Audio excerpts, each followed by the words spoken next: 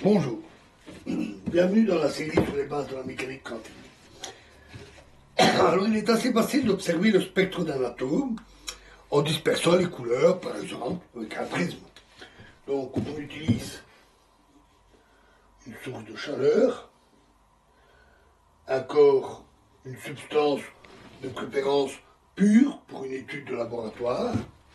Celui-ci va alors émettre des rayonnements lumineux qu'on va filtrer. Et ce rayonnement va être dispersé par un prisme en différentes couleurs qu'on peut observer sur une plaque, par exemple une plaque photographique ou avec un objectif. Alors, on observe ainsi des raies lumineuses bien précises. À ça, il faut aussi rajouter un fond lumineux, moins lumineux si possible, si on veut observer quelque chose, qui est essentiellement d'origine thermique, c'est le rayonnement thermique dû à la chaleur, à l'élévation de température. Ces raies lumineuses forment le spectre de la substance, un atome par exemple, et chaque spectre est unique. C'est un peu comme une empreinte digitale. Le simple fait de voir le spectre permet de connaître l'élément qu'il a émis. Ainsi, par exemple, l'observation du spectre d'une étoile permet de connaître sa composition. C'est de cette manière que l'on sait que notre Soleil est composé en grande partie d'hydrogène et d'hélium et d'un petit peu de carbone, d'azote et d'oxygène, essentiellement. C'est d'ailleurs comme ça que l'on a découvert l'hélium la toute première fois. Son nom vient d'Hélios, qui veut dire soleil en grec. Alors tout ceci est vrai également des molécules qui présentent chacune des spectres précis. Actuellement, on a de grandes bases de données qui enregistrent les spectres très précis, toutes les raies avec une grande précision des longueurs d'onde pour toutes les substances connues. L'atmosphère terrestre peut aussi absorber certains rayonnements. Donc, on a le Soleil, l'atmosphère, le rayonnement qui est émis. Une partie est absorbée par l'atmosphère, et si on le compose sur un prisme,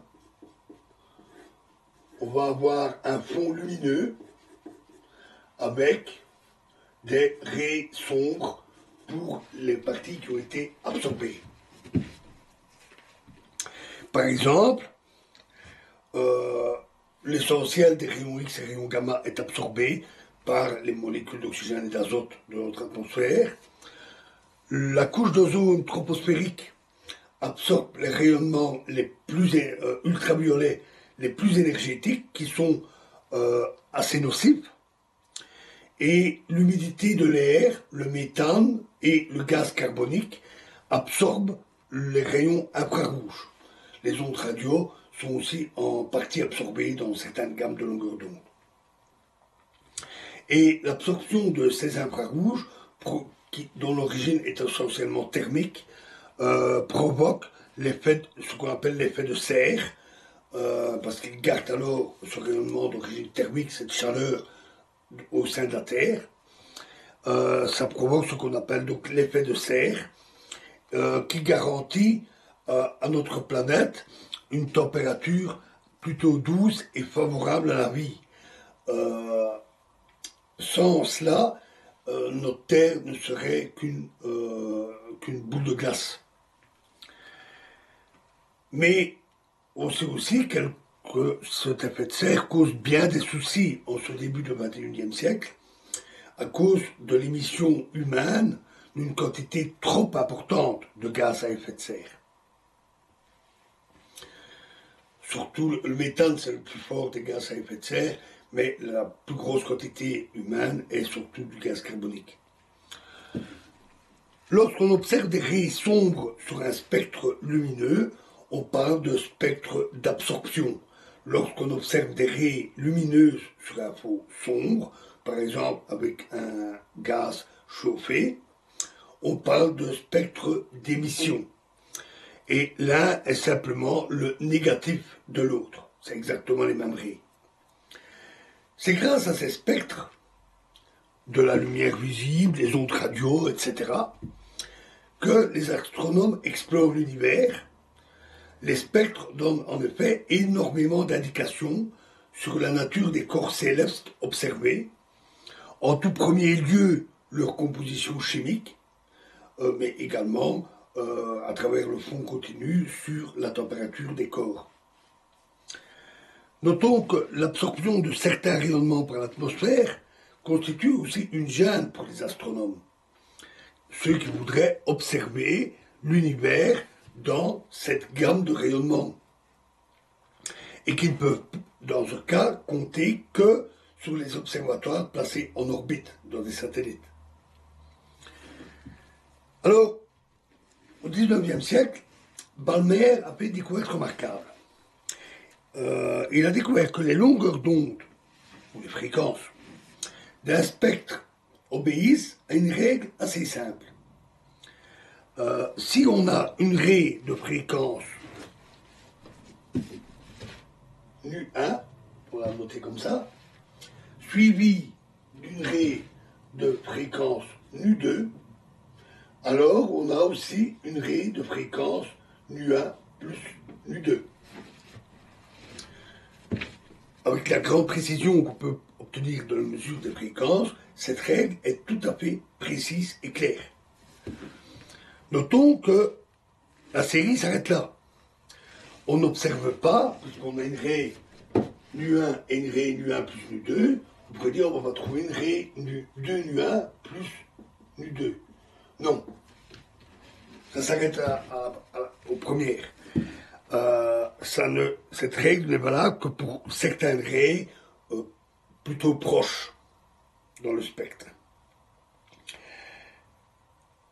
Cette découverte est vraiment remarquable parce que le spectre de rayonnement s'étale très largement depuis les ondes radio jusqu'aux rayons, typiquement surtout les rayons X,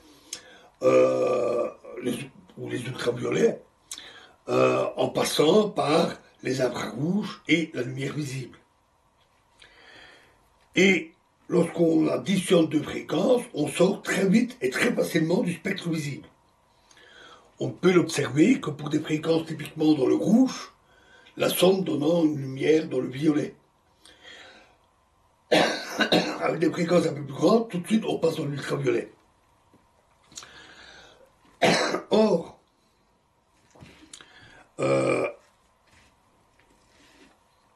à l'époque de Balmer, on ne connaissait que la lumière visible, soit une toute petite partie du spectre, et donc seulement quelques raies par atome.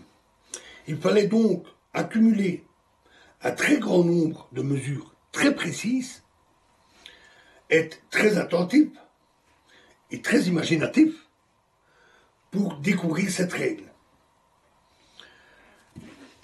Notons que, en dehors du spectre visible, les découvertes ont suivi relativement vite au XIXe siècle. Par exemple, la découverte de l'infrarouge a été faite, on va dire, presque par hasard. Je ne sais plus le nom du scientifique, mais celui-ci voulait mesurer si les différentes couleurs du spectre donnaient plutôt une certaine température, chauffaient plus ou moins fort.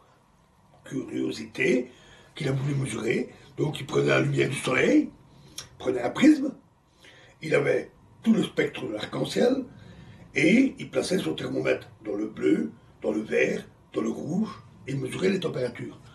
Et à un moment donné, il a simplement placé son thermomètre un peu au-delà du rouge, là où il n'y avait pas de lumière, et il a constaté que son thermomètre chauffait particulièrement fort. Il a refait l'expérience et il a constaté qu'effectivement, en plaçant son thermomètre dans la zone sans lumière visible, au-delà du rouge, il y avait de la chaleur, systématiquement. Dès qu'il y avait un spectre, il y avait de la chaleur à cet endroit-là. Donc, il y avait un rayonnement que les yeux ne pouvaient pas voir. Comme il était au-delà du rouge, on l'appela infrarouge. L'ultraviolet fut découvert peu après. Les rayons X furent découverts en laboratoire par Röntgen. Les ondes radio, c'est bien sûr toute la théorie de l'électromagnétisme et la mise en évidence des ondes radio par Hertz. Tout ça au 19e siècle. Mais au tout début, il fallait trouver cette règle sur la lumière visible, c'était au début du 19e siècle, et c'est donc une découverte vraiment remarquable. Cette règle, très simple, cette régularité dans les spectres, devait être un voile qui se lève sur les spectres qui sont étrangement complexes et variés. Et donc, lever un voile sur les secrets de la structure des atomes. Encore fallait-il découvrir ces secrets. Et dans la prochaine vidéo, nous parlerons du premier modèle de l'atome qui a été imaginé, premier modèle sérieux, scientifique, c'est l'atome de Thomson. Je vous remercie.